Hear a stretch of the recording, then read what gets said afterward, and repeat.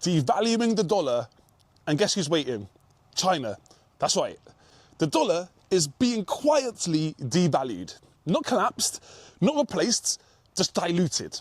And while Americans argue about politics, about left and right, about Democrats and Republicans, inflation, elections, the real shift is actually happening underneath the surface, in reserves, in manufacturing, in the debt, in quantitative easing, in the issuance of the reserve currency itself. And guess who knows that? China. Yep, China knows it. The bond market knows it. Foreign central banks all know about it. And if you're holding dollars, earning wages in dollars or pounds or euros or yens, or saving in dollars, this affects you absolutely directly.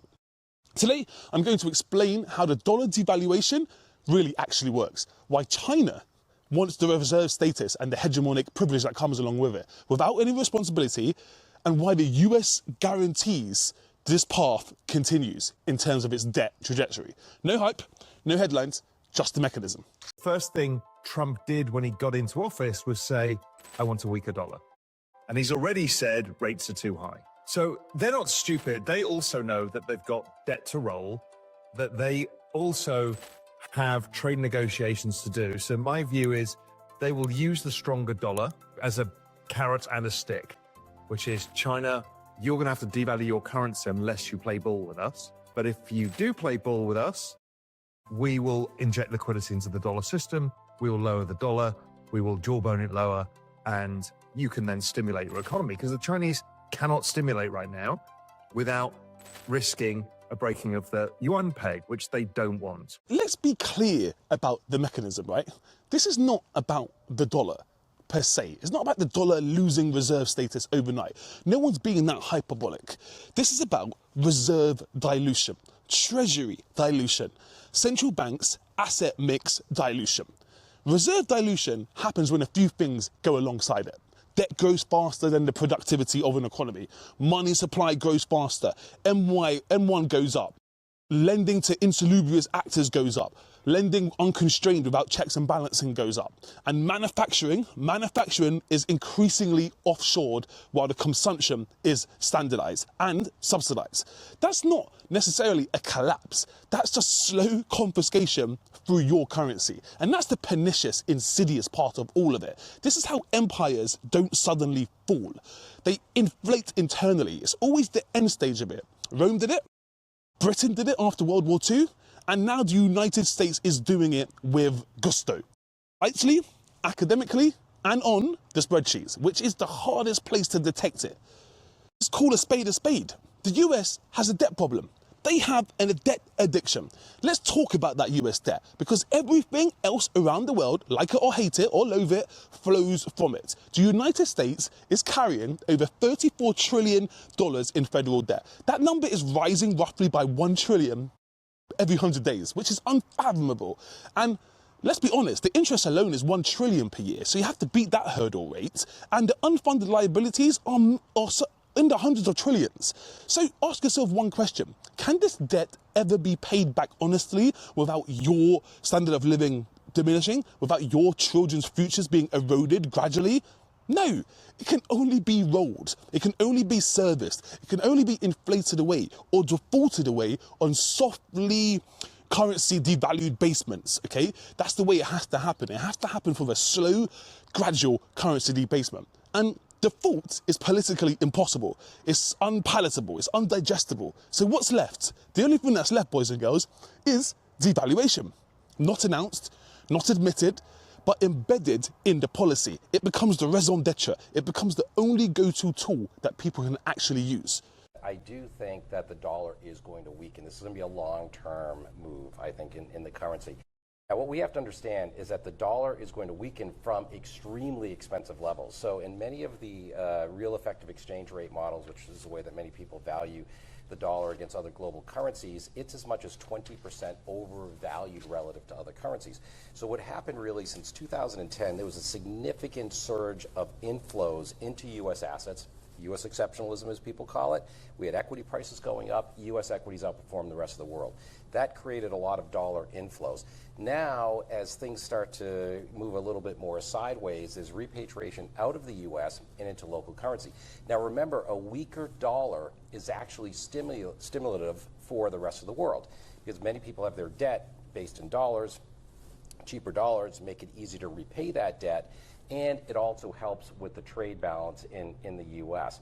So it's almost like a win-win. But what we have to remember is that the dollar is softening from very expensive levels. It's not devaluing to very cheap levels. So a stimulatory effect, no doubt that's welcome given all the volatility we're seeing and that some of the trade tensions. Say devaluation is the only option, but why is it always the only option? Why is the only option to inflate away your hard-earned money, to erode your savings, and to reduce your purchasing power when your family needs to pay for something or go abroad? Well, growth doesn't always fix the problem. Policymakers have to choose the option that is survivable. So they print, they roll, they inflate, because when the inflation hits the households, they call it transitory. When asset prices inflate, they call it wealth effect. And when the wages actually lag, they call it productivity issues. These are all very convenient technical terms of the nomenclature that actually belies the truth, which is that they're just inflating away your currency. Your currency buys less, your savings shrink in value, and the system survives another cycle. So it seems like everyone is winning. But that is the dollar devaluation without collapsed headlines and without the action. Now that we've established that, that's all well and good, but how does China play a role in this? What's China's strategy, and why does it want reserve status and reserve hegemonic status? Well, it sounds simple, but we actually have to dissect it. So let's talk about it. Enter China. Xi Jinping does not want to replace the dollar tomorrow. No, that would be impossible. China does not want to actually have the responsibility that comes with the full reserve status. Open capital markets, freedom of movement, free capital, capital controls being unrestricted, free outflows, monetary discipline, oh God forbid, global lender of last resort facilities, swap lines. They don't want those kinds of things. That role actually has destroyed many economies. That destroyed Britain, and China has studied that history very closely. If there's a few things that China are good at, they are great studies of history. What China wants is partial reserve utility, trade settlements in yuan, commodity contracts priced outside of the dollar. Those are the kind of things that China is really interested in. They're interested in things like bilateral trade agreements that actually bypass SWIFT entirely. And very importantly, as you can see in global markets at the moment, they're interested in global gold accumulation as credibility insurance and issuance as well. That isn't a challenge, it's just a slow siphon. So when people say, oh, the yuan's gonna replace the dollar, why hasn't the yuan replaced the dollar yet? It's because it's a slow transition. Every transaction that doesn't require dollars reduces marginal dollar demand. And that's why you see China trying to create the new yuan dollar as opposed to the petrodollar, settling things in yuan and renminbi rather than only in dollars. Marginal demand is what changes the reserve currency status. If you can make sure that everyone is transacting in renminbi and yuan, you effectively, slowly win over every single transaction on Earth.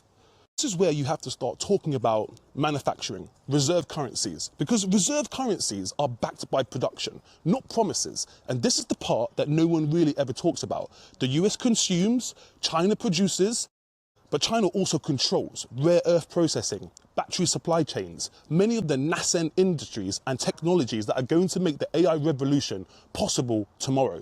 They control industrial mines refining, global manufacturing at scale, which is incredibly important to be able to dominate new markets and new frontiers. These are the next weapons in the frontier battles that are going to control tomorrow. The US has outsourced manufacturing for cheaper goods and replaced it with financialization. This always happens in late stage economies, and it's no different now. That worked while the dollar was unquestioned, but now that's changing. Enter the renminbi, enter China. The confidence weakens in the US, the production diminishes, the manufacturing base shift, and then enter China able to capitalize on all of those things. You can't sanction supply chains for absolute ever. You can't financialize your way out of physics. You can't financialize your way out of the reality on the ground. This is why China is obsessed with factories, obsessed with ports, obsessed with logistics, not tech stocks and buybacks, not talking about funding your tech stock back or your buybacks on your 401k. They're more interested in hard, real, physical assets. We shouldn't really be catastrophizing or being very, very apocalyptic-esque about it, because it doesn't end in a sudden dollar collapse. It ends in higher prices, higher asset prices, asset inflation, higher home prices, currency volatility, your savings being eroded, purchasing power going down and diminishing. Adding things together takes time. It doesn't just happen overnight. There's going to be a decline in your real purchasing power. There's going to be much volatility in asset prices going forward. There are going to be hot wars, cold wars. The dollar will definitely stay dominant in the meanwhile, but it's going to get less and less powerful. You just have to look at dollar valuations over a chart over 50 years. The currency has lost 90% of its purchasing power. It's not a joke. I'm not being hyperbolic. That's how much of its purchasing power it has actually lost. This has happened before. The British pound. The British pound, the Weimar Republic mark, the system doesn't always break, it just extracts. And the extraction is subtle enough, always, that most people never ever rebel, because it doesn't happen. The delta isn't quick enough for them to actually rebel. They just feel like they're getting left behind. They vote in politicians who are populist and promise them that they will stem the bleeding, but they can't really articulate why they feel like their life is harder. They can't articulate that they're getting poorer, but they really are. There's always an inevitable outcome with this. This is where we can tie it all together, hopefully, right? And hopefully I'm not just rambling on, because the US debt forces devaluation. It's the only way to keep it sustainable in a fiat currency system. Manufacturing is what determines real power geopolitically and geostrategically. China wants influence, but without that responsibility. Reserve dilution is already happening. These are the things that we have established. These are the fait accomplis. That's not a prediction. It's a process that's already in motion. Those are the things that are actively happening right now. Now, the only question is whether you understand it early or you feel it late. Because currency systems don't fail loudly. They don't fail with a bang. They go out with a whimper. They fail quietly. They fail through prices. They fail through things like housing becoming unattainable, unbridgeable, untenable, food rising, and most importantly, time feels faster. By the time the headlines actually catch up, the damage is always already done. Now, look, I don't claim to know everything. I'm just a guy out here trying to determine what the next trade is and what the markets are going to do to my portfolio and how I can stay on the good side of geopolitics. And hopefully you can join me on that journey as well. If you feel like you have anything to add or I've got anything completely wrong, I'm just a bumbling, innocuous buffoon, just let me know, because I'm out here to learn on this journey as well. So that's all I've got to say. Dollar debasement is real, you know, and dollar devaluation is real, and it's intentional. It's meant to happen.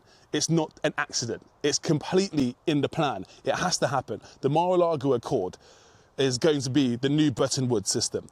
The new system where it fails me now, the Accord, where they got around and everyone decided that the dollar was too strong and they all had to devalue. It's going to be another thing like that. And it's going to happen slowly. It's going to happen surreptitiously. And it's going to be very painful for those people who aren't positioned correctly. But I'm Justin Banton. This is the House of Trade. Ciao for now.